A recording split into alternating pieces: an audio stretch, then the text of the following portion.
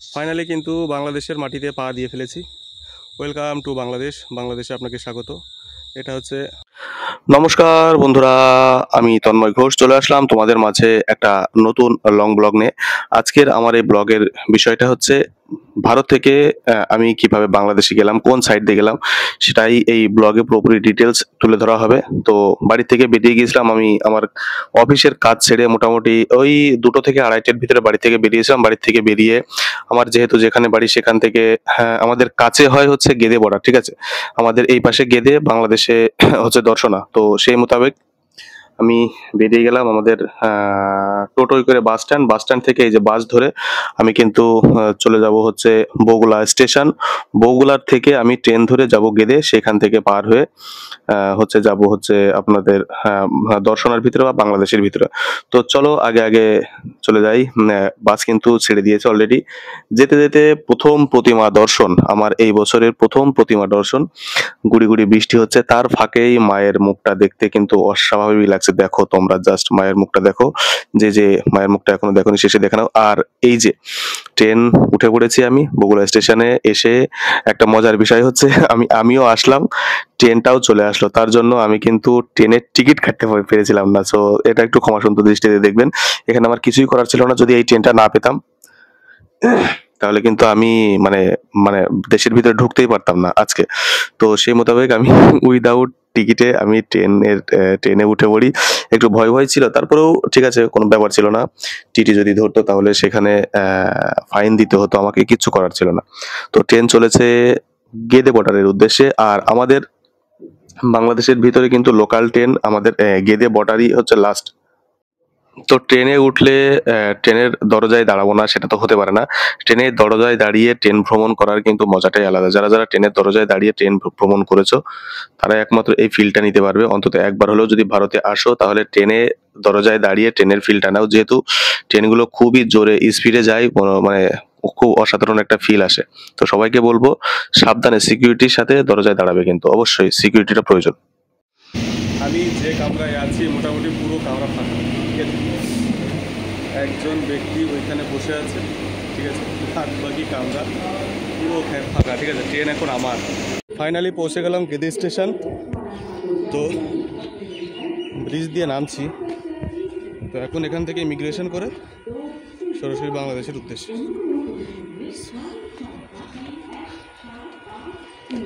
তো যারা যারা নদিয়া ডিস্ট্রিক্টের ভিতরে আছেন, নদিয়া ডিস্ট্রিক্টের ভিতরে বাংলাদেশে যাওয়ার জন্য সব থেকে বেস্ট হচ্ছে গেদে স্টেশন, ফাঁকা থাকে। আর পেছনে লেখা আছে আই লাভ ইন্ডিয়া রেলওয়ে। দারুণ একটা জায়গা। তো একটু পরেই ইমিগ্রেশন করব। ইমিগ্রেশন থেকে তারপর ব্যাগ চেকিং হয়ে বাংলাদেশ দেখা হচ্ছে। আর এইখানেই হচ্ছে বাংলাদেশে যাওয়ার জন্য যে ইমিগ্রেশন করা হয়, এটা হচ্ছে কাস্টমস অফিস। যেটা দরজা দেখলে এটা হচ্ছে কাস্টমস, ব্যাগ ফ্যাগ চেকিং এর জন্য বা যে ব্যাগের যে বিষয়টা কাস্টমস কাটা, টিকিট কাটা, সেটা হচ্ছে ওইখানে হয়। আর স্টেশন থেকে নেমে ওই যে দূরে স্টেশন দেখা যাচ্ছে, স্টেশনের সিঁড়ির থেকে নেমেই হচ্ছে এটা হচ্ছে গেদে বর্ডারের ইমিগ্রেশন। তো গেদে বর্ডারে আসলে এই একটা সুবিধা আছে, সেটা হচ্ছে ইমিগ্রেশন কমপ্লিট। এবার ভারতের ভিতরে আরেকটা চেকপোস্ট আছে যেখানে তোমার ব্যাগ চেক করবে। আর যে জায়গাটাকে বলা হয় হচ্ছে তোমার 0 পয়েন্ট, সেখান থেকে অল্প একটুই আছে, রেল লাইন ধরেই হচ্ছে সেটা যেতে হবে।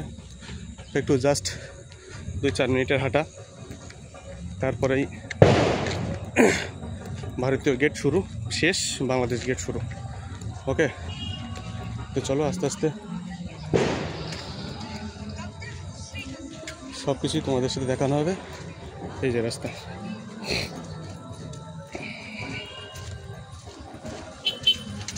মানে পুরো ব্যারিকেড দেয়, এর ভিতরে কেউ যেতে পারবে না, ঠিক আছে।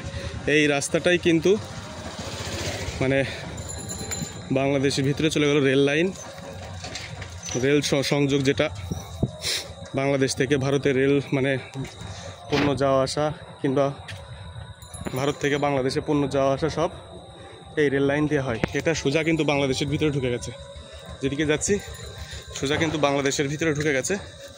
ব্যাগের ওজন খুব ভাই, কষ্ট হচ্ছে, তো কিছু করার নেই। সময় এখন ঘড়ির কাঁটায় 5টা বাজে, 6টা পর্যন্ত গেট খোলা থাকে। একজনের অপেক্ষায় ছিলাম, আরও একজনের যাওয়ার কথা ছিল আমার সাথে, তো তার আসতে দেরি হয়, আমাকে একাই যেতে হচ্ছে। তো কোনো ব্যাপার না, চলো আস্তে আস্তে প্রায় সেই জায়গায় চলে এসেছি, 0 পয়েন্টের কাছে। ওই যে বট গাছ দেখছো না, ওই বট গাছ, ওইটা হচ্ছে 0 পয়েন্ট। এখনই যাওয়া হবে, দেখা হবে, চলো। তো ফাইনালি আমরা ঢুকে পড়েছি বাংলাদেশ। হ্যাঁ, ওই আমাদের ইন্ডিয়া ক্রস করে এখন বাংলাদেশের উদ্দেশ্যে পড়বে।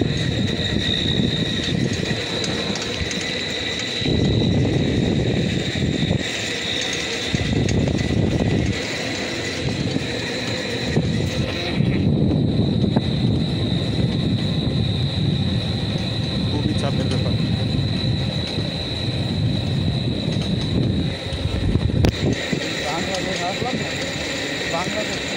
না না, এখন বাংলাদেশ ঢুকে সামনে।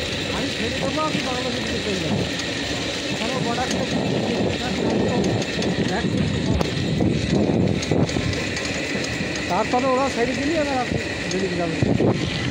ফাইনালি কিন্তু বাংলাদেশের মাটিতে পা দিয়ে ফেলেছি। ওয়েলকাম টু বাংলাদেশ, বাংলাদেশে আপনাকে স্বাগত। এটা হচ্ছে আমাদের গেদে থেকে বাংলাদেশের ভিতরে যে লাইন ঢুকেছে, এটা হচ্ছে সেই লাইন, ঠিক আছে। ফাইনালি আমি কিন্তু বাংলাদেশের ভিতরে প্রবেশ করে ফেলেছি। এখন আমি দাঁড়িয়ে আছি বাংলাদেশে। ও মাই গড, ও মাই গড, বর্তমানে দাঁড়িয়ে আছি বাংলাদেশে।